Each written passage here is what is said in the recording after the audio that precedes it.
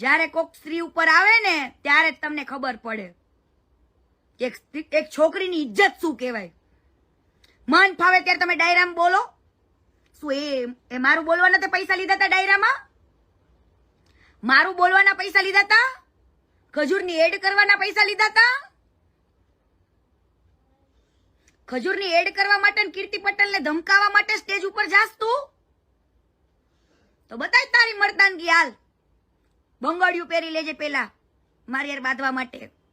કાચિંડા ભાઈ છે, કાચિંડા ભાઈ. રાખી સાવંત જે કાચિંડાની જેમ રંગ બદલે, રાખી સાવંતની જેમ હું બોલે ને શું ના બોલે, અને બોયલા પછી ફરી જાય એવા ભાઈની ચર્ચા કરવાની છે આજે. કે અમારી લોકોની મેટર ક્યાંથી ચાલુ થઈ ને એ કોઈને ખબર નથી. એની પહેલા પણ એકવાર સ્ટેજ ઉપરથી બોલ્યો તો ટિકટોક સમયે, ત્યારે મેં જતું કર્યું તું. બાકી સમજો કાચિંડા, તને ખબર જ છે કે મેં સમાધાનનું ક્યારેય કીધું જ નથી.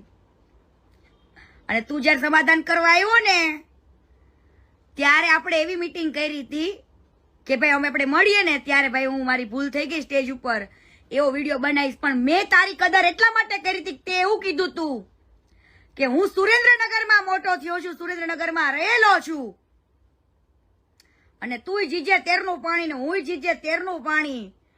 આવું બધા ડાયલોગ બાજી તે કરી હતી ને મેં થઈ ગયું તું કે ના ભાઈ હાલો ભાઈ સુરેન્દ્રનગરમાં તું રહેલો છું, સુરેન્દ્રનગરમાં તું મોટો થયેલો હોય. ત્યાર વખતે મિત્રો એને સોનબાઈ માના સમ ખાધા હતા કે ભાઈ તમે આવો, તમ તારે મળીને હું વિડીયો બનાવી દઈશ કે તમારા માટે જે સ્ટેજ ઉપરથી બોલ્યો એ મારી ભૂલ હતી. આવું કોઈ બેન દીકરીઓ માટે બોલાય નહીં. છતાં પણ મેં મોટું મન રાખ્યું,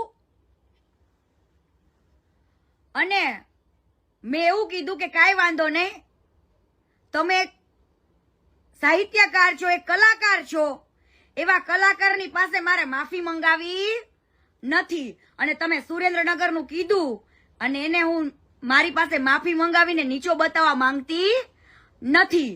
પણ ક્યારે પણ સ્ટેજ ઉપરથી કોઈ બેન દીકરીઓ માટે ક્યારે બોલતા નહીં.